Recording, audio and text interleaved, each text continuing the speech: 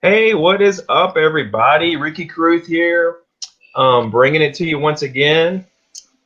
Today I'm with Leigh Brown, and it's going to be open for question and answer. We're going to get into what she's up to these days and all that good stuff. Just a little backstory for me. I heard about Leigh Brown years ago through my broker, Patrick Daly, and he thought he thought a lot about her and told me about her and all this stuff. And then I actually saw her speak at R4 last year, the Remax International Convention in Vegas.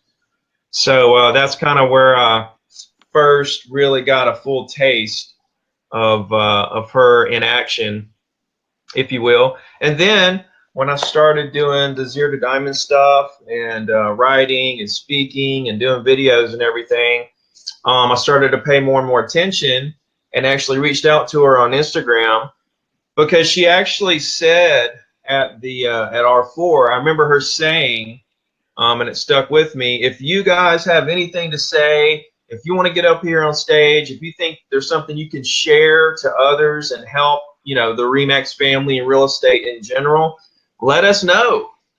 And so that's what I did. I was like, all right, I'm gonna message her and say, I remember you said that, so I'm gonna reach out to you and see where that goes. So that led me to a couple of contacts, and then led me to a couple of speaking engagements with Remax. So that's been fun, kind of the beginning of my journey there. But Leigh, thank you for doing this. Oh, it's a pleasure. And I think it's hilarious that you're giving me any credit at all because I didn't help you get those speaking gigs, but maybe I gave you the idea of reaching out to make it happen. So Yeah. let's be real clear about that. Absolutely. No, it just led me to some contacts that helped me get into a position. So, which I'm not really all the way where I want to be, and I never am. That's the whole thing. So, got a couple people saying hello. So, hello, everybody. Looks like Leigh's at her house. I'm in my office, and we're just two agents gonna chat it up for about an hour. What do you say? Okay, then. So y'all better have something to say in these comments besides hey.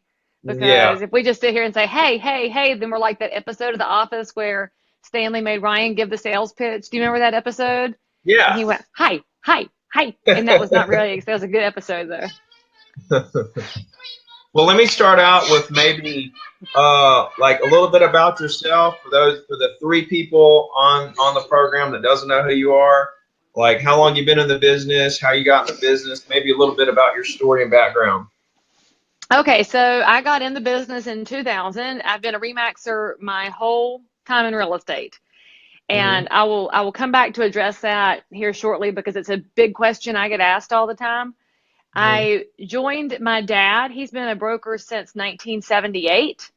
And when my dad, that sound get weird? That sound anyway. So my dad had been after me for years to join him in real estate, but like most real estate kids, I said, I don't want to do real estate because you do real estate. So I was in the corporate world. I was a stockbroker, lived in Manhattan for a while, and you can hear my accent. That means you're not going to be successful in Manhattan. So that didn't last long, and I hated being a stockbroker. And I went from there to selling chainsaws, and I was the only woman on the sales force for Husqvarna, which is a premium manufacturer of chainsaws, weed trimmers, and lawnmowers. And I got tired of the corporate world because in that world, you work, work, work, and all they do is say, oh, you hit your goals. Let's change your formula because you weren't supposed to hit your goals. So you work Right. harder and harder for the same money. And I was tired of getting relocated every year. So I went Mhm. to my dad and I said, you know what? I'll just come home. And so I came home and got into real estate with him. And here I am at the 18-year mark now since 2018 is rolling around because I got in right at January of 2000. So yeah, and I went from being a buyer agent for him to running my own team and owning my own brokerage. And now my partner and I have actually it's 13 offices now because we've taken over a couple of other Remax organizations as we continue our march of expansion across our state or two-state region actually. So yeah, so that's my real estate life, and I still do work some listings. I don't really work buyers very much because I got rid of them in 2003. It does not fit my personality to work with buyers.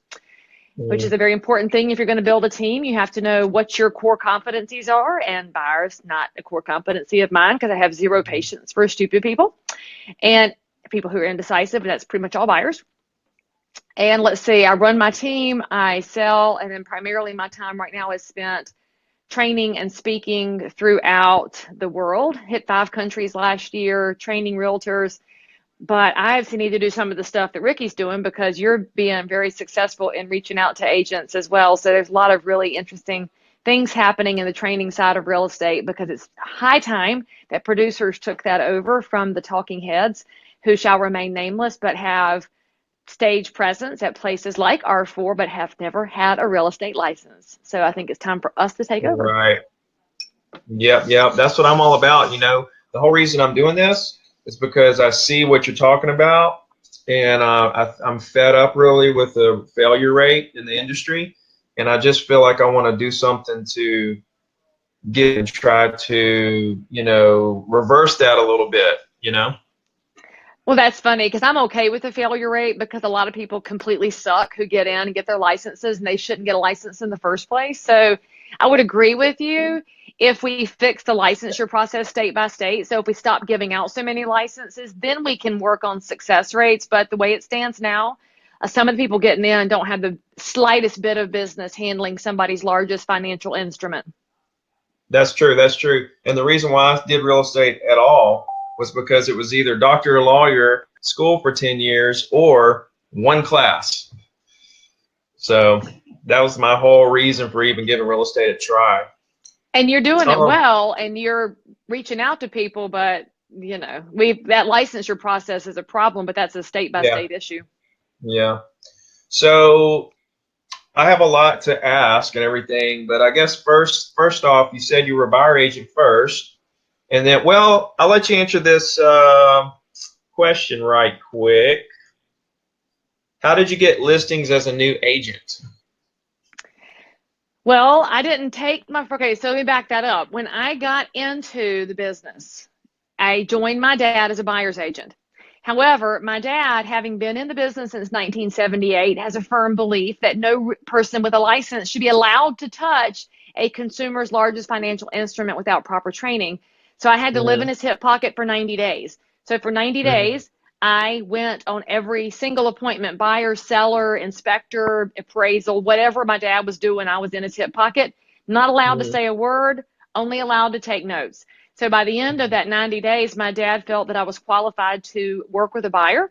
And it was a mm-hmm, year and a half before I was allowed to work with a seller. So the first part of that answer, Adam, is that I frankly believe new agents should not be allowed to touch listings because there's more opportunity for you to harm somebody's financial future as a listing agent than as a buyer's agent because the buyer's going to have some protection with appraisals, with lenders, as long as they're not a cash buyer. And frankly, cash buyers are too smart to use new agents. So mm-hmm. it's probably an uneducated buyer who uses a green agent because they didn't ask enough questions. All right. So I'm right. I'm right. So they can get harmed really easily, shouldn't be allowed to touch listings. And so when I was able to get listings, they came out of my sphere, Adam, because I was 24, okay? So I was still pretty young, but I had been singing with the symphony in Charlotte, and I sang with the symphony for a long time. I played softball in the city league for Charlotte. That's actually how I met my husband. I grew up in Charlotte, but actually most of those connections had faded away because they got married, got jobs, and moved on. And so when you're looking at how you get listings as a new agent, let's just assume that you've been properly trained and vetted. Okay. So I'm going to be kind and gracious here and assume that you know what the hell you're doing and you know how to price a house and you know that it is not dollars per square foot because that is driving me completely crazy right now that agents think you price a house per square foot. That is wrong. So anyway, Mm-hmm. your best opportunity for listings will be the people who don't know you because the people who know you, they know how green you are and they know that you may or may not have any business representing their house. So they don't Mm-hmm. use you for 2 years. So all new agents need to understand that that first 2 years is your proving ground. Cold, random people will use you. The people who know you best are going to use somebody else and they'll say, but I've known Jill for 100 years. And so she's our realtor. And you will wonder why they're not using you. Your feelings will be hurt. You'll see it on Facebook. Realtors are all the time out there complaining about how their friends and family were disloyal. No, their friends and family are making different choices, and you can't fault them for their relationships, because as you, Ricky, say in many of your postings, it's all about the relationship. And so you can't fault your friends and family for having developed a relationship with a great realtor prior to your license. So you're going to get listings, but your best chance are the people who don't know you. So I leaned into my activities, and this is not going to be activities on social media. Now, granted, I got in before social media because I'm middle-aged, but even if I did, clicking like on Facebook is not prospecting. Clicking thumbs up on LinkedIn is not prospecting. Prospecting involves you being where you are, where you belong. So earlier today, I did a Facebook Live at Habitat for Humanity's Restore. I have served with Habitat for many years. I believe strongly in their mission. I get a lot of business through my affiliation with Habitat, not because I signed up for it and I do it to look good, but because I'm passionate about it. And when you have activities that you're passionate about, people want to support your business. So I'm going to tell you, get involved in a church, a synagogue, a something that matters, that's nonprofit, faith-based. Get involved at your kid's school, volunteer with the PTA, cut out those stupid box tops that will drive you completely crazy, because if the rectangle's not perfect, you don't get your dime. Go volunteer if that means something to you. Play ball if you're a sports person. Run if you're a runner. I get business from my running group still, and I've been doing that for years. It's all about being where people are. And social media can generate some cold leads for you, yes, but it is never, ever going to touch the impact you have face to face, belly to belly. It's why for years I've been saying you make your money in missionary style real estate, which is belly to belly, nose to nose, toes to toes. And yes, I did actually have to trademark that because one of the trainers we didn't name by name stole it, and I had to file a cease and desist. So anyway, think about it as missionary style business. And that hasn't changed. And so if you're a younger agent, Adam, and I don't know how old you are, if you're a millennial, you've been raised in a touchscreen OS. You're raised on internet and technology tools and toys, but you will go much further than your peers if you will embrace the habits of the Generation Xers like me, or the baby boomers like my dad, and get out and press the flesh. Think about it like you're in politics. You don't get votes on the internet, you get votes by door knocking. Wow. That was So a long answer to that question. that was great. I'm gonna get off my soapbox for a minute. A couple things. One, I never tried to do sphere of influence. Like I always, when I got in real estate, my mindset was, if I can't sell people I don't know, I definitely can't sell people that I know. So I'm just going to concentrate on the people I don't know. And then I never came back to the people I know. And then they eventually came to me once they knew that I was real. So I never really tried to go that route. And I felt like it was kind of spammy anyway. If I call people I know a little bit and I'm like, hey, I'm in real estate, it just didn't feel right. So I know what you mean there. So real quick, you said that a new agent, if you take a listing, that could be a way that could be damaging to a seller. Just for the sake of everyone listening, what are maybe a few things to watch out for there, or what do you mean by that? So when you are called as a realtor, first of all, that person has already determined that they need a realtor in the process. They've decided that websites are not going to provide what they need, and that they're not interested in for sale by owner, because we know that being a for sale by owner means you're taking on the safety and security risk of marketing your home. You're giving your phone number out to strangers, and you have to manage a process that you don't do every day. So they've ruled all those things out, and they're calling you. So they're calling you expecting to pay you something. They're expecting to pay you for your services. So what services are you going to provide? And when you can harm somebody by using non-professional photography, how many agents out there using their cell phones thinking, oh, but I've got an iPhone X and it's got a great camera. Well, screw that. You don't know how to use it well, and your pictures are not doing justice to that home. We all know that buyers start their search on the internet, and I believe it's now up to like 96% of people find the house online. They are judging by pictures. And so if your pictures are terrible, they skip the house. Your seller loses a potential buyer, which means that could be the buyer that had the most interest in their property. So are you shortcutting the offers that they get by shortcutting the photography? And by the way, don't hand me this little sad, tired story about how you don't have $100 for photography, because that seller is going to pay you thousands and thousands and thousands of dollars in commission. And if you can't invest $150 in photos, get out of the business now. Because one of the things new agents have to know is that you need a stockpile of money so that you can do the business well. So, in fact, if you're that cheap and broke, fine, go work for a team, be a buyer agent, be an admin, find some other way to stay alive if you're passionate about this business, but don't shortcut a seller, because that day that you spent not getting photos online, that took away one of their hot days on the market, because when you first enter the market, that's your best opportunity for highest and best offers because you're fresh meat. So you take that away from them, you could harm them. A new agent may not know how to vet offers properly. In the market that we're in right now, and I'm sure that your markets are similar to Charlotte. Under 300 is very hot. Over 300 is a different ball game depending on zip code by zip code. Wherever first-time buyer price ranges are, they're competing with investors right now. If you're looking at that environment, we have some agents out there that are submitting offers that say they're conventional, and then right after contract, it turns into an FHA offer, and then they want to play games with your seller. If you are a new realtor who doesn't know how to vet offers properly, you could cost your seller weeks. Now, let's look at it this way. Oh, but Leigh, it's only 2 weeks they were off market before this buyer went away. Yeah. Try to sell a house the second time in this market. We've all had it happen. The buyer fell through. You put it back on market. You had 47 showings the first time.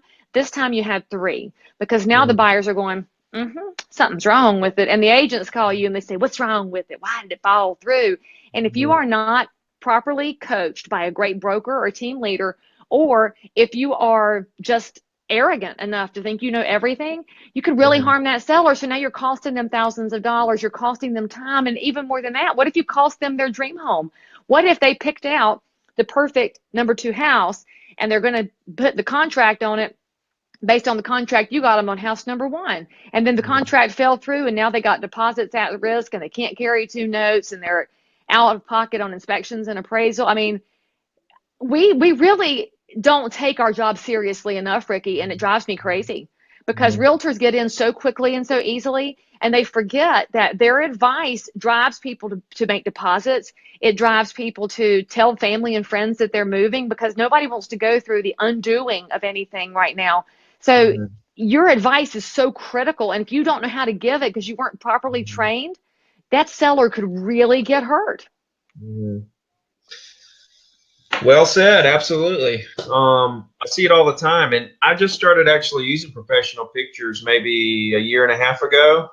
And before then, I bought this real fancy camera and stuff, and took my own pictures, like, But I've the way got one that too. I've got an expensive DSLR. I can edit. You can probably edit well. We're tech savvy. But how many hours did you spend editing the photo deck for that listing? Well, that's what I'm getting at. Even though, I mean, it's just time. The guy that does my photography, he says he spends like an hour or 2 editing and getting it just right. And his pictures are amazing. And once I got the taste of that, it was like, I'm done. Like, I'll never go back. Right, I because don't even care if it's like $100,000 or a $50,000 listing. well, and I think that's where, as a profession, we're at risk of discriminatory practices, because there are a lot of realtors that say they only do photos for a certain price range and up. That's discriminatory practices. If you're saying that somebody is less valuable because their property is less expensive, you're now Yeah. that kind of realtor, and shame on you for that. Well, here's the thing. Even a $50,000 deal is $1,500 commission on average, and that pays my bills, number one. But number two, that $100 or $125 or $50 might have been what actually made the property sell, to get that 1,500. So And then let's anyway, go one step deeper. It's not just the money that you made, the potential commission. It's that $50,000 property is the most important thing to the person who owns it. We can't put down somebody's the meaning of that property to them just because it's less expensive. I mean, I live in North Carolina. I still sell trailer houses. I know how to crawl up under and look for piers, and I look for DMV tags, because that is still the best kind of affordable housing. And people can make fun of it all they want, but I will do the very best job that I can for that homeowner, because they matter. sure, sure. And two, that's probably the most important part, the people part, but also to take it a step further, it's your reputation, because people that look on your website see all your listings, and you have great pictures on these 500, 300, 400, $200,000 listings, and then they see a 50,000 one that has very poor presentation. It doesn't match up. You're branding yourself with this stuff.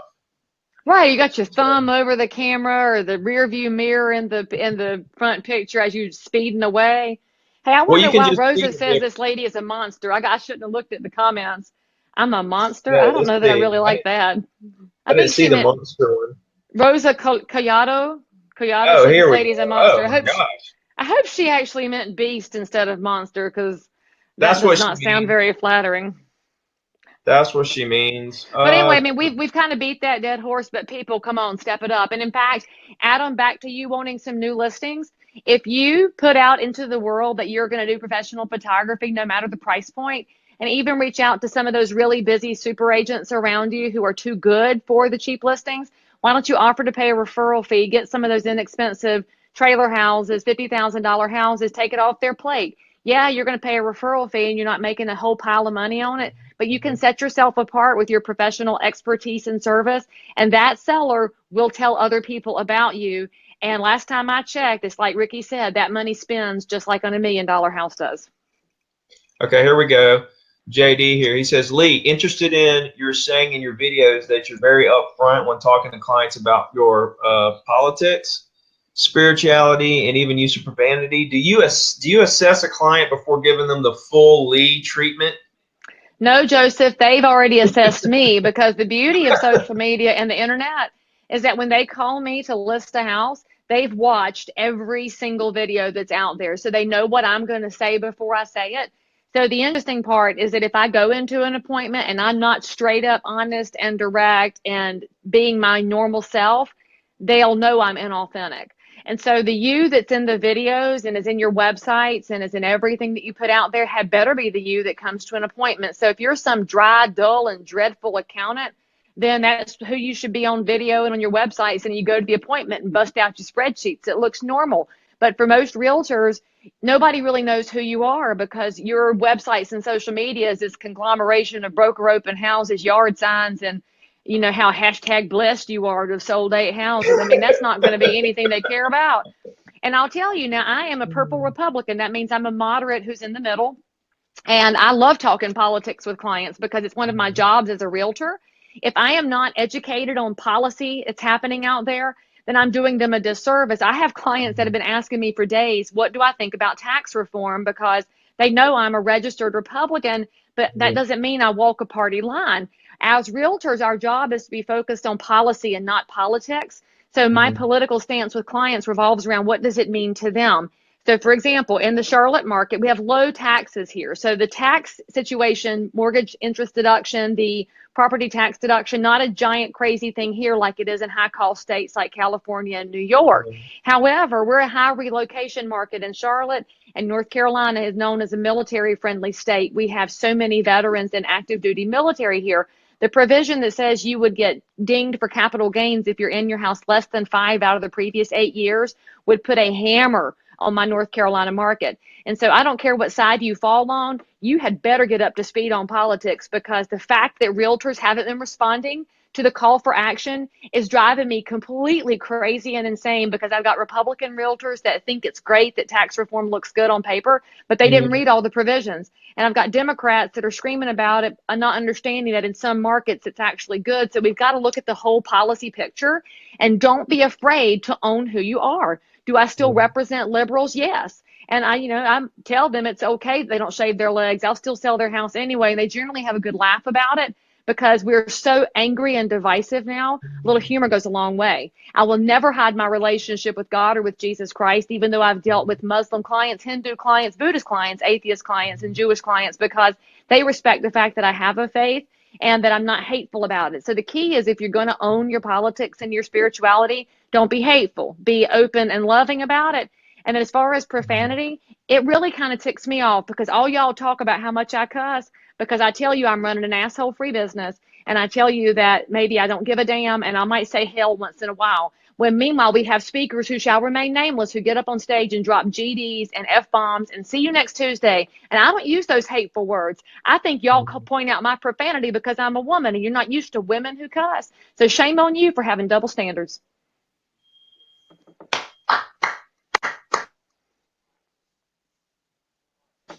Uh, froze for a second. Can you hear me? I can hear you. I saw you freeze Okay. mid clap though, so you can clap again if you want to, Yeah. because that was pretty fun. Yeah. Okay. Another question here. This is interesting. Bo English is wondering, could you expand on not pricing homes per square foot? Yes, and Bo, I love you for asking that because that means you're not afraid to learn and stretch. So there's a website that y'all as realtors love to hate. You despise Zillow. But how does Zillow arrive at this estimate? It's frankly primarily a function of dollars per square foot. So let's take Sure. two houses side by side. We have a Mhm. cookie cutter neighborhood. And this floor plan has 3 bedrooms, 2.5 baths, 2,000 square feet, two-car attached garage on a fifth of an acre. Exact same Mhm. upgrades, exact same everything, okay? But Mhm. this one house has been kept immaculately, like the lady has never let a shoe touch the rugs. The other house Mhm. has the filthy people in it who don't own a vacuum cleaner, have never trimmed the shrubs, and they leave food in the sink. They never flush the toilet, and it's disgusting in there. Which one's going to sell for more? The pristine house sells for more. That's why you can't price Oh, per square foot. That's just one right. reason. The other reason you can't price per square foot is take that same floor plan. And let's look at heated square feet, 2,000 heated feet, 3 bedroom, 2.5 bath, 3 bedroom, 2.5 bath. This one's got a two-car unheated garage. This one doesn't. Which one sells for more? The one with the Mhm. garage, but it's not going to be counted in the per square foot. And so your job as a realtor professional is to say that yes, per square can be a baseline number. It can be a factor of value, but it is not the be all end all. You are Mhm. supposed to make adjustments for items that have value. So a roof doesn't count. That's a maintenance item. But an outside fireplace with a built-in stainless steel grill and brick patio has value. Screen porches have value. Fenced yards have value. A gourmet kitchen has value. So you got to know in your market what items have value. And if you don't know that, I want you to do this for me, okay? Do it this week. Don't let the grass grow under you. Call your favorite appraiser. I want you to take that appraiser to lunch or breakfast or take them out for whatever you want to and Mhm. ask them if you could please pick their brain. I hate the phrase pick your brain, but in this case, they won't mind because it's going to make you a better partner to the appraiser. When you ask him, hey, what adjustments are you seeing in this market? And he says, well, we're seeing more in ground pools. A lot of realtors like to say pools don't have value, but I'll tell you, they do have value. I'm in North Mhm. Carolina. Somebody moving down from up north. Yankees love a pool. They'll pay more for a house with a pool because up north you can't use it but for 3 months. Here you can use it for more. If I go down to the Gulf Shores, down to Orange Beach, I bet you could use a pool even more of the year.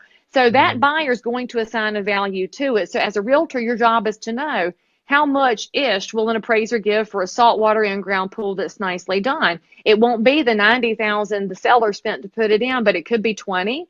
Are they going to give value for an above ground pool? No, that's actually a detractor of value because you got to pull it out and fix that circle that landed up under the pool. So you need to know these numbers. The best sales meeting I do every year is in January. My appraiser comes in. All of my agents put together the list of the things they've been seeing in the market. So we've moved from granite to quartz. We're seeing a movement to have more finished garages that are also a man cave. So they got a TV in there and it's heated and cooled. And so they ask William, how much can we get for this upgrade? And then when I'm on a listing appointment, Bo, I've got the comps there and I can show the seller dollars per square. And then I say, but this house had a screen porch, so we're taking away 5,000. And they had an in-ground saltwater pool, we're taking away 25. Oh, but Mhm. you have full brick and they were brick front vinyl sides, so I'm going to give Mhm. you 15,000. So we have to make these adjustments. And if you don't know how to do it, your broker does. If your broker does not know how to do it, change offices because this is a plague in our profession right now. One of the reasons the consumer calls you is for an accurate estimation of what they should price the house for. You're not appraisers. You can't give an appraisal number, but you can give an opinion, and you've got to give better opinions in dollars per square because if you don't, you're no different than Zillow. And two, just to add to what you're saying, it's our job as realtors as well to educate buyers about this as well, because a lot of the buyers, that's what they want to base all their numbers on too, is price per square foot. Exactly. And we have to educate buyers past that as well because they do get hung up on it. Hmm. Let's see if I got another question. Oh, I Uh, like, let's answer Gainer's question about paying for referrals. let's That's a see, good one. where is Ga- the It's Gainer question? and Kaiser Dash Moore. I don't know if that's a Yeah, husband and wife pair or if she's there got a we go. There hyphenated we go. name. It's a hyphenated name. This is my mother-in-law, actually. She got her license last Oh, hey, mother-in-law. Yay, my year. mother-in-law better never get her license. That's all I got to say about that. So I love her, but she would die as a realtor because people are too mean. So anyway, so let's talk about paying Yeah. for referrals. And when we talk about referrals, the first thing I'll tell you is that in realtor world, I think it's okay to use that word. But when you move out of realtor conversations, you'd better use the term recommendation, because when you say the word referral to a person who's not a realtor, they're hearing you Mhm. say money and kickbacks. So when we're talking about it, we are obviously talking about the fees that flow back and forth between realtors. So I love Mhm. paying referral fees to my realtor partners who've properly vetted someone. So if someone came in on your website and you called them and they said, "Oh, I didn't mean Charlotte, Florida," because they call Port Charlotte, Florida, and think they're coming to Charlotte, North Carolina, or the people Mhm. going to Charleston, South Carolina, and landed on Charlotte. And so my job as a realtor is to call and ask some questions, find out where they meant to be. And then if they say, "I meant Charleston, South Carolina," then I've got to find them a great realtor there, because out of 1.3 million realtors in the US, they're not all good. They're not even all mediocre. So I want to make sure that if I'm giving out a referral, I'm giving this consumer a great experience. And so on the other end of that, I want to provide a great experience to your consumers when they're moving to Charlotte, because your name is on the hook. So I pay 25% if it's above 150. It's below 150 sale price, I pay 20, because frankly there's less money to play with there, and I'm still going to do a professional job. Now, Mhm. that's my fee. And I got this agent, this was 2 weeks ago. We had a buyer that was under contract, and this agent came back to us. She'd never sent paperwork and said, "Oh, it's going to be a 50% referral fee." I said, "No, ma'am, it's not. And don't think you can come back in and demand a higher fee because of the price point." And I showed her the email where she'd agreed to the 25%, Mhm. and we had to keep it all in writing. So I'm glad to pay you for your great client. I pay HomeLight. That's a great source that I use, homelight.com. They base themselves on realtor production and reviews. So I'll pay a referral fee to a source like that. What I won't pay for is somebody's fees that are like 47, 48, 49% relocation companies. Unless it's a Dear Pass client, then I negotiate that down. I don't Yeah. believe in a lot of these services are for crap. My job is to make sure that I maintain my relationship so they don't have to go to a blind website and get hooked up with some realtor.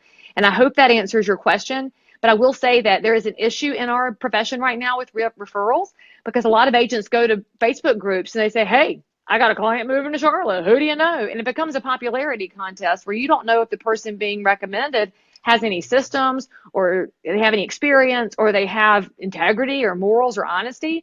So you shouldn't select a referral agent based on a popularity contest. You should do the research and make sure that you're connecting that consumer to an appropriate professional. And that's one of the reasons I was the president of the CRS network this year, the best designation in residential real estate. That's an amazing referral network of like-minded realtors who invest in their profession. They invest in education and close the deals. I get a lot of referrals out of the REMAX network, because we all know that REMAXers are the most experienced agents in the business and they do more transactions. So they do, and I judge in our referral network. If you're not at least 100% club, you're not getting my referrals, because I'm going to assume that you're not closing enough deals to handle the kind of clients that I'm going to send you.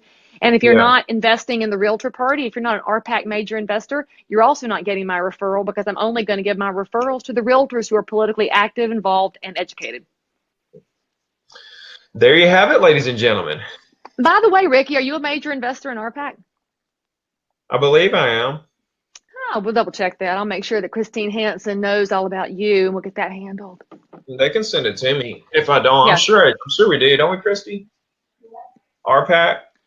Do we send money to them? Yeah, pretty sure. But anyway, You're we'll smart figure to it ask the all out. boss first. Hey, this is a cool one here. A buyer backed out after inspection. They either wanted all the appliances to stay, for the seller to fix everything on the inspection list. The seller didn't want to leave appliances, but was willing to fix a couple things on the inspection list. The deal fell through. Now I'm getting phone calls requesting showings, and the agents are asking her why the sale fell through. How would you respond to that? So your most important role here, Natasha, is to make sure that you are abiding by state law and commission guidelines on material facts. So if you have a copy of that inspection report, do you have permission to share it? Because often the inspection report belongs to the buyer, so you have to have their Mhm. permission to share it.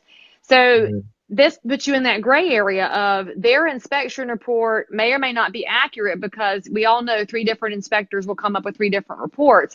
So if these are items that would be deemed to be material facts by your state commission, I would have your seller get another inspector out to verify it or go ahead and fix them, because you do have to disclose it once you know about it. So if those minor items involve, let's say, rotten wood around the front door jamb, that's material fact because that affects the structural integrity of the property. So when you're looking at it that way, tell the seller, dude, you got to fix it because I got to tell buyers about this now, and we're going to have to change your disclosure if you don't. Your sellers will appreciate your honesty on telling them what they got to fix now to get the next buyer. But if it's piddly crap like light bulbs and weather stripping, and the buyer was just trying to extort money out of the seller and they're not material facts, then it's not something to disclose. And so when that agent calls and says, why did it fall through?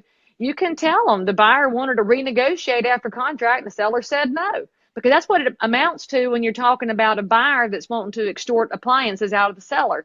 And I always tell my sellers too, at the time of listing, we go over the seller net proceeds sheet. And I'm going to make the Pollyanna assumption that all of y'all use a seller net proceeds sheet.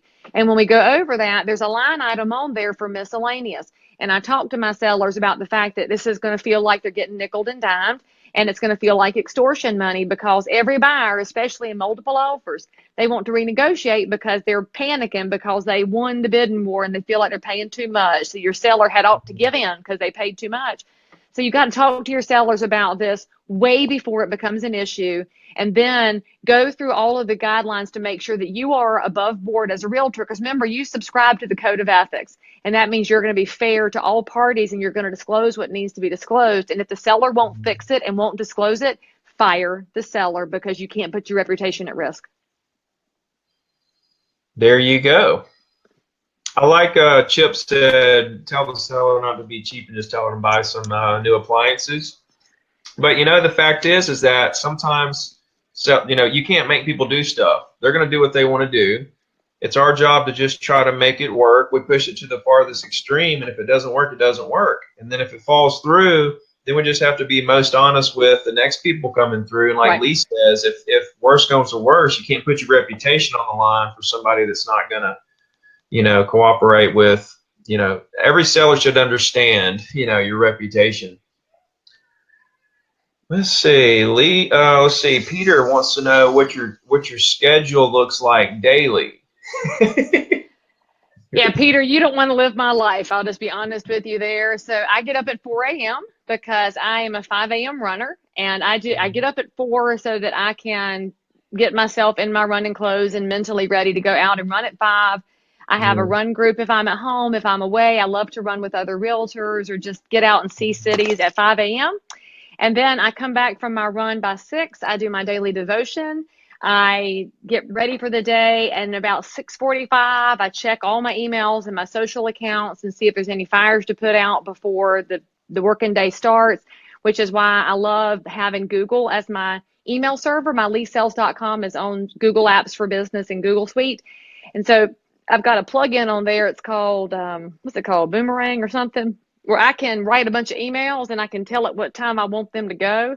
So I can write all my emails at 6:45 and have them go out at 7:50, so the world doesn't have to know that I'm up early. Because as you know, if your clients know you're up at 4, they'll call you at 4. And so I let them go right before 8 o'clock, before their day gets beat up with stuff.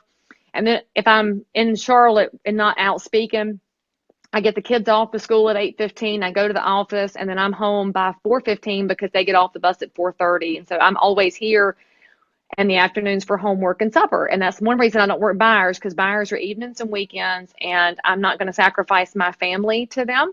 I'm not going to sacrifice my marriage to them. And I've learned how to control my schedule. And I will tell you, it's the hardest thing to learn, is to tell people that you do have a schedule that you keep within your home.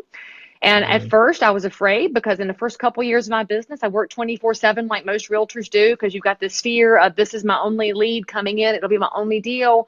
So I did work 100 hours a week the first couple of years. But the more I put the clamps on my schedule, the more my clients have responded in kind. And so I no longer even say I'm booked. If I have something with the kids, I say I've got a baseball game with Timmy, and they understand that in a different way, because I was trained early on to tell clients you're booked during personal time. And then they think you're just booked with somebody else, and why couldn't they be number one? But if you say, I'm actually committed to date night tonight and I shave my legs, so I have to have date night tonight, your clients don't mind. They get it. And then they say, well, okay, fine, but you got to offer an alternative. So I'll say, I can't do it from at 6. Can you leave work an hour early and we'll meet at 4:30? They'll say yes. So I don't work Saturdays unless it's an out of town buyer. Sundays are for worship and family. I do not work on Sundays unless an offer comes in. And of course, if an offer comes in, I'll address it after 1 o'clock when we get out of worship and lunch. And I find that the only people who give me a hard time for that are other realtors. My clients don't give me a hard time. And I'll tell you too, this has been a pretty rough year for me. And in July, my son, who's 11, had some pretty major surgery, and I was out of work for a month because I had to be mom. And I gave the heads up to my clients that I was not going to be available. And they didn't ditch me. They didn't use anybody else. They called my office, and to a man, they called in and said, hey, how's Timmy? Is Leigh okay? Because they were more concerned about my humanity than about their houses. And as a realtor, if you lean into that human side of our business, you'll find that your clients actually honor and reward that. And the ones that don't are not the ones you want to work with anyway. So there's a long answer to your question, Peter. Oh, by the way, I go to bed at 9 o'clock. I am a grandma, and I do not stay out carousing late. You won't see that.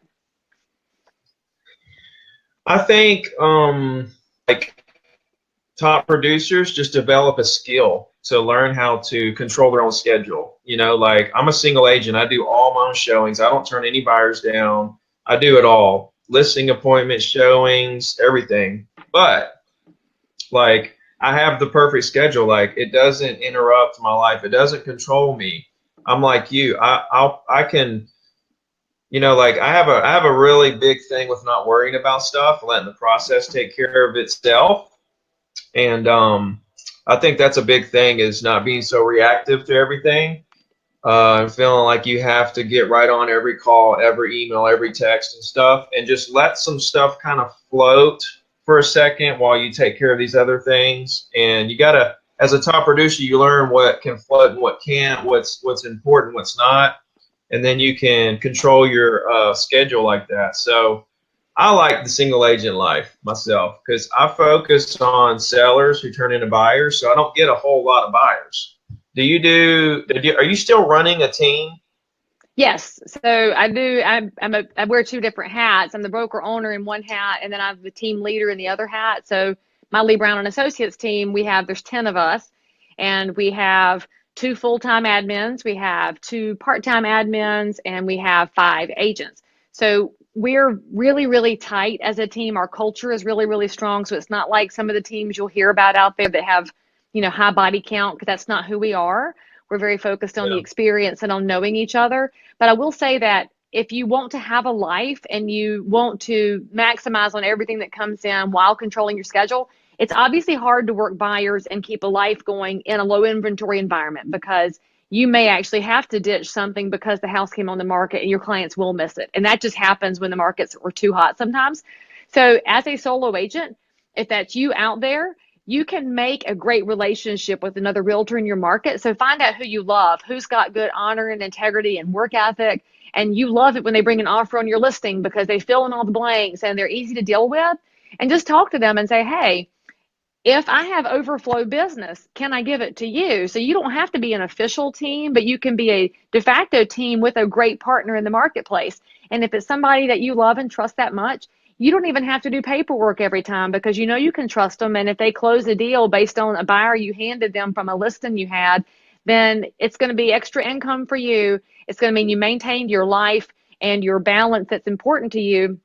And most importantly, the consumer who called in with questions about the listing is receiving the service they want, which is a realtor right then. And by the way, your buddy that you love, you threw them a deal, which helps cement the relationship long term. So just remember, every team looks different, and what you may want to build doesn't have to look like what somebody else has. But if Ricky's style works for you, do that. If my style is what you want, grow to that. But you can do a hybrid model, do something, but preserve your family, preserve your private life, because real estate cannot be your be all end all. It will eat you alive if it is. Hmm. Amen to that. It actually will take you over. Like I know agents that work way more hours than me, and I do way better than them. okay, because I'm doing what matters, and they're Hmm. letting every little email and every little thing kind of take their life over. So, Which okay, listen burns to. you out. And when you burn out, you're no good to anybody. Well, that's the next thing. Whenever you get burned out, then you can't, you're not even producing at the level you need to. You need sleep. That's why you go to bed at 9. So, listen to what she just said, guys. Let me reverse that. Like, as a single agent, you create a relationship with someone who's a good buyer agent or somebody who's really good with buyers, takes really good care of people. You can like create a little partnership and not be on a team, and then if you get a buyer you can't handle, or you go out of town or something on the weekend, you can refer that, still get 25%, and it's like you have a team, but you're. That's what I do a lot. If I do refer a buyer, I'm on vacation or something, and what it does is it eliminates all that managing an agent thing to have a buyer's agent. Um, I think that there's two kind of agents: managers and salespeople. Yes. Oh, And yes. yeah, and like when I tried to do a team, and when I tried to do the team, it was frustrating because I was spending so much time with the agents I was trying to build up, and it was taking time away from my clients who I really wanted to be in front of, and it was very frustrating. And it finally hit me. I was like, I don't need to do a team. I just need to concentrate on my clients, and that's when my business went to like crazy levels. So you just have to figure out what you are, and the only way to really do that is to try everything and see what you like and don't like, and kind of go from there. But I like what you said about finding an agent in your area. I like to find one in my office if I have a big office. That way you're not referring to another company. But it's perfectly fine to refer to other companies. I've done that plenty, and a lot of agents have referred me stuff from other companies. Well, and that's interesting because one of the agents that I send my overflow business to is with another company. And I say this Mhm. as a broker owner. So I send the business outside the company because Mhm. what I found is that, first of all, I wish she would join me. She's that awesome, but she's not going to because she's got a sweet deal over there. But it doesn't make her business model any less valuable because she's off site. But the clients that I've given to her, there's this really high level of credibility because they realize we're not brand married and that we're totally focused on which person is best. So, I mean, you obviously want to keep it in the family if you can, but don't be afraid to look outside your family because it's the biggest thing you got to remember, y'all, is that even if you're great, you're not the best agent in your market. There's somebody out there doing something better than you.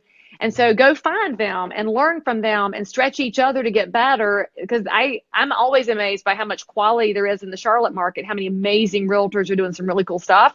I'm like, man, I got to stretch and get better. And you want to have relationships with those agents. And so why not take care of the clients by giving them an awesome experience, even if it's not you?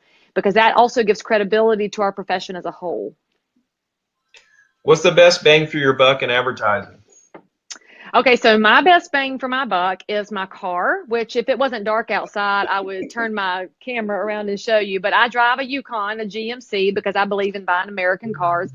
And it's got my name on the side. It's got the Remax balloon on the hood. It's got my phone number on the back windshield. It's not the full wrap because I think that looks kind of fakey fake. Mine is all vinyl decals. It's designed by a local marketing company. And because I'm in NASCAR country, there's a million places that will apply vinyl decals. But if I see a realtor with a magnet on the car, I mean, I laugh at them because it doesn't look like they're serious and then it looks kind of gross and curled up and dirty at the edges. But the thing about having my car decaled is it costs $1,400 between design and application. It allows me to write off my vehicle to 100% with the IRS because my car is always advertising. So I don't have to do any kind of shenanigans with tracking mileage. It's just all write offable. And whenever I'm at church, if I'm at the ball field, if I'm at the grocery store, invariably somebody comes hunting for me and they said, "Oh, I knew you'd be in here because I saw your car." And Yeah. so just in 2017, I can track 41,000 GCI to the car, but I only get the car done every few years. And it averages around 50,000 a year in GCI. And I can't beat that with anything else that I do. And the other thing it does is it answers a question that Joseph had in here about not selling in his BNI referral group. When you have your car professionally decaled, in fact, I can send you a picture you can put in your group if they want to see what it looks like, then Sure. you're always telling them what you do and who you are with never having to wear a big ugly brass name tag without ever having to say, "Hey, who do you know needs to buy or sell a house?" because they see your message and it's driven home every single week. So if you have a church home and you don't want to be advertising to people at church, the thing is, if you're there for the right reasons and you're there all the time, well, now they're just constantly seeing your message there without you ever having to advertise. And hopefully that makes sense. Yeah. Okay, guys, her car. Peter wants to know, even as a high producer, do you still prospect daily during the work week? I do. And I do it a couple of different ways. I do 5 handwritten notes a day. That's been a habit I've had for years. And I don't print off any address labels. It's handwritten. And generally it just says, hey. I actually designed a line of greeting cards that I just rolled out on Black Friday that we've been using that are fun and edgy and real estate related. And they're a lot of fun, but it makes it more fun to send cards when you're sending fun cards. I also pick up the phone and call people. Now, granted, if I'm in a bad mood, I might slide dial them and just get all the calls out of the way. But I also go visit people. I am an old person at heart. I love visiting.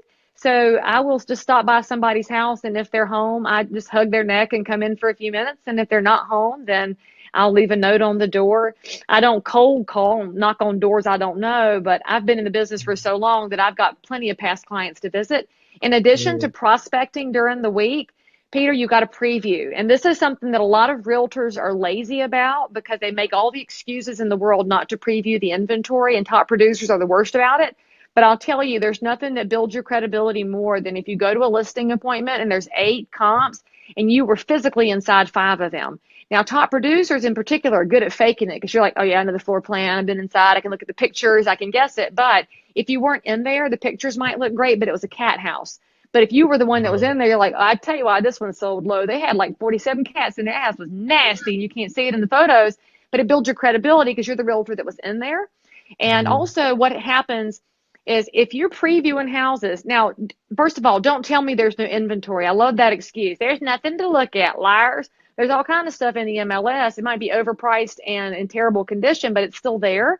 So your job is to see it. So call the listing agent and say, hey, I wanted to go preview this listing for an out-of-town client, which is never a lie because you don't know when they're coming into town because you hadn't found them yet. And so you're going to preview for them. But a lot of these agents, if it's an old listing with cobwebs, they'd love to have a showing for their sellers and they'd love to have your feedback. But just get in there and see it, especially if you're newer. You need to know what the square footage feels like. You need to know what the room sizes feel like. How do you step off a room and guess size? What do upgrades look like? How do they matter in a neighborhood? And then there's this little weird kind of cosmic thing that happens. And I think all the previewing realtors know this. When you're out there looking and you see a house and you kind of fall in love with it, you're like, I love this house. It's great. I wish it was my listing. Within like 24 hours, you're going to get a buyer inquiry on that house through your website or through something. It's going to freak you out. And they'll be like, yeah, I saw this house on Realtor.com. And you're like, oh my God, I just saw the house yesterday. And so then you can talk to them about it. And so if you think about it, your credibility shoots through the roof, and that's what helps drive your business. So a week doesn't go by that I don't preview. And maybe it's only 2 or 3 houses because my schedule is really busy, but I can be in and out within 5 to 10 minutes. And then I've also educated myself on the market. And if you're not busy because you don't have any clients, nothing makes you feel more successful than doing something related to real estate. So if you go do something like previewing, you'll feel more successful, which draws people to you. So I make phone calls, I write notes, and I preview. And then if I have time, I visit. But yes, every week, you cannot stop prospecting. If you want to know why some realtors, their production looks like this, it's because they give themselves excuses not to prospect when it's up here, and then it tanks. And then they always say they're going back to basics. Did you ever cold call? Nope. Because when I was a stockbroker, I had to cold call 300 calls a day. So I didn't ever want to have to cold call again. So that's one of the reasons I learned how to work people and be visible in the community and do things that matter. It's way easier than cold calling. And in fact, I'll give you an example of how you don't have to cold call to make business happen. A lot of y'all buy gas for your vehicles. You do it all the time, but you pay at the pump in and out and out. And you might be showing property all the time. You're buying gas 3 times a week at the same gas station. Because you didn't walk inside, you didn't meet the owner of the gas station. So I always go inside to buy my gas. And during the workday, a lot of times the owner is working at a gas station because it cuts down on their labor costs and their overhead. And so my favorite client, I mean, I've been working with him now for 17 years. I was showing properties. I was buying gas all the time. And finally, he's like, what do you do? Why are you in here all the time buying gas? I'm like, oh, I'm a realtor. So we started a conversation, and now I'm the only realtor he uses to buy houses or gas stations. And you don't build that relationship using pay at the pump. So also when you go to the bank, don't go through the drive-through teller. Go inside and speak to the humans who work in there. It's kind of amazing. So Starbucks, don't go through the drive-through. Go talk to the barista, because a lot of them are second jobs and they buy houses. What if you are missing out on your best clients because you didn't want to get out of your car and go in and be missionary style real estate? Mm-hmm. Wow, it's totally different angle, I guess. You know, my entire angle is I want to sell these properties over here. So I'm going to talk to all those owners under any kind of way I can talk to them, and I'm going to make them feel comfortable with me, and I'm going to be their best friend forever. And I just happen to be a real estate agent. So I love that. And door Here we knocking, go. by the way, you mentioned door knocking in one of your little videos, and we do that around open houses. And in fact, if you don't like to do it because you feel icky about it, our approach is very simple. We tell them that we're going to be holding this neighbor's house open for 2 hours. And because we're concerned about realtor safety right now, would they please keep an eye out for us? And so you can be a realtor who's visible and doing your job and ask them for help. Because frankly, if you're holding opens by yourself, you should be asking for security help. But it's a very soft ask, and it's easier than saying, hey, who do you know that wants to be your neighbor? Because some of y'all aren't wired to talk that way. I'm not. But if I Yeah, ask the neighbors to look out for me, they will. yeah, absolutely. Here's a pretty good one.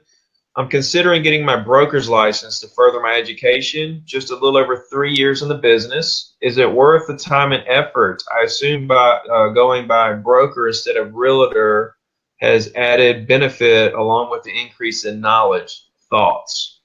So first of all, I think you meant to say realtor instead of realtor because it has two syllables, and that's one of my beefs. And so I know you said realtor in your heart, but it just slipped out realtor. So Realtor. anyway, realtor, that's right, realtor. I trained You're my from kids the on that South. You too. have kind of an accent, but I'm in South Alabama. Look, I just left South Alabama. I was there on Senate election day. So, I mean, I know what's going on in South Alabama. But anyway, in North Carolina, we're a broker only state. So everybody here is a broker. But what's really hilarious to me is that if I have realtor on a business card and I have broker on a business card, they make the assumption that I'm in charge if I'm the broker. So I think you should always get the extra education, Zach. It's never going to hurt you to be prepared to be a broker in the event that you want to open your own shop one day or get hired as a supervising broker in a firm. It's a wonderful opportunity if you're great with managing realtors. So get it done. Absolutely, I recommend you get it done, whether you use it right now or not. But what I found is when we were a salesperson in broker state, when I switched to putting broker on my business card, people assumed I was the boss even before I was the owner of the company. So it's going to add a little credibility because consumers don't know the difference. So it just depends on what you're comfortable with. Realtor, they know what it means. Broker could also mean insurance broker, life insurance, lots of other things are brokered. So it all depends on your market. I'd say the high end market is going to be more open to the word broker than realtor just because they like things that are fancy and they want the boss. Carol wants to know where she can find your cards. I don't know exactly what she means there. Do Oh, you? she's talking about my greeting cards, and there's one set that's highly inappropriate. They're for millennials, and one set that's for normal people, but that's on my No Fluff training site. And you know what, Ricky, I'll send you a set as a thanks for having me on your show, and you're going to crack up because they're pretty funny. And this, I don't know if this is too personal or not. She also wants to know how many closings you have a month generally. My team, and this is not my brokerage. Our brokerage is going to close $1.4 billion this year in volume.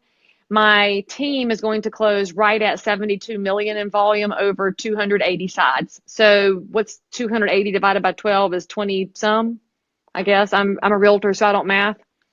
So we do a fair amount of business. And honestly, Carol, it's funny that you asked that because I'm a big Judgy McJudgerson when it comes to realtors when they post their volume. And these agents that say they did, 100 million, but they have 52 people on their team, I do the math and I'm like, y'all suck per agent. And so our focus in our team is transactions per agent and what their gross revenue and net revenue is. So I know they're hitting their financial targets personally, and then we're happy. because I used to be the agent that wanted to get to 100 million and beyond, and my team and I are over that right now because we're very focused on doing well and working fewer hours while maintaining our income and providing a much better client experience than had the clients ever had before. So it just depends on your focus. What would you say about mine? I'm 120 and like 37 million What would I this say year. about that? I say you got Mhm. to hire somebody, but that's just me judging you because you could make your life a little happy if you hired an admin. But I think I'm the happiest I've ever been. well, there you go. So you got No, it going no, on. I haven't. I have an admin. An assistant that handles Oh, all the. so then you're a team. You're just a small team. Because to me, I, solo agent means you're doing everything yourself. But you're doing a killer amount of business by yourself. So I don't know why you would change anything unless you're unhappy. If you're happy, then you do what you're doing. the Because only it's way that I feel it's like not the that. only way that I'm doing this much is because I'm by myself.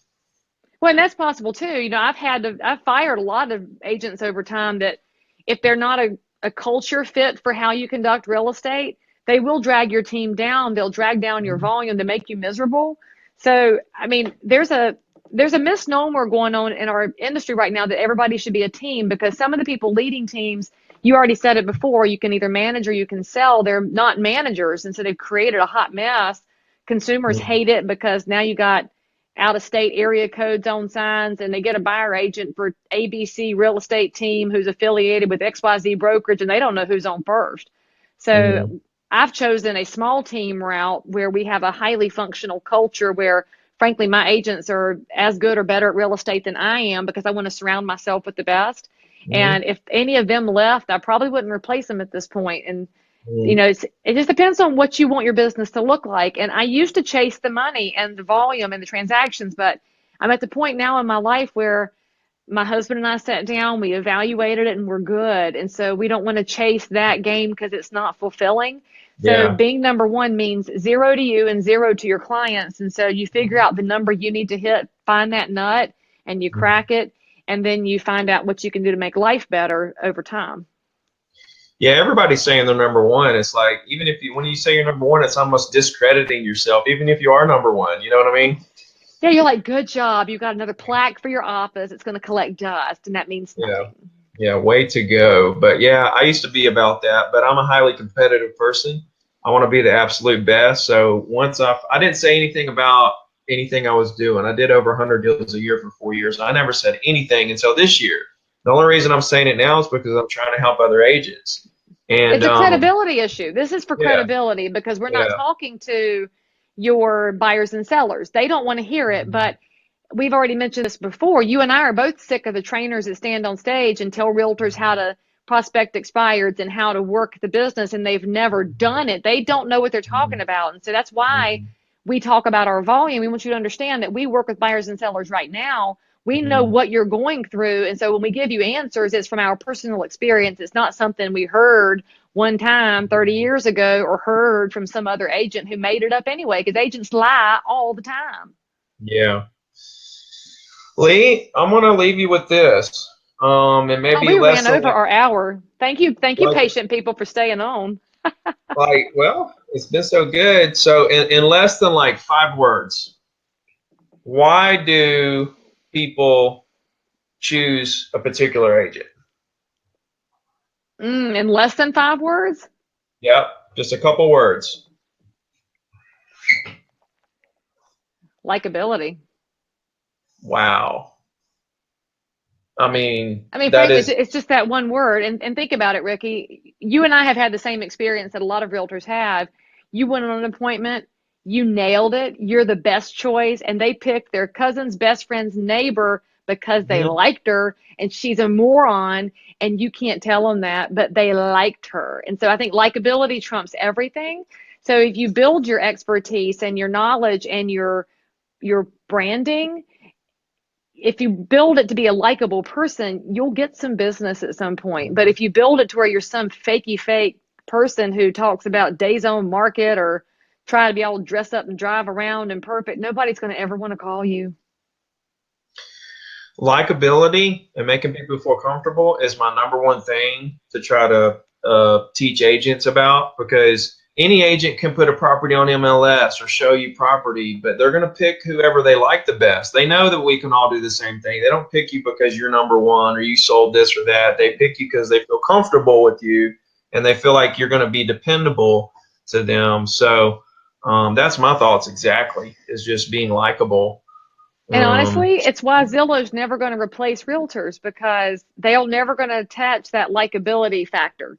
So remember, they're just an advertising website that wants eyeballs there. They're using data points, but your core competency as a realtor has to be that you are not just knowledgeable, but that you're likable, and you got to lean into that, which means be you. And even if you are an asshole, there's clients that are going to totally want to deal with you because that's who they are too.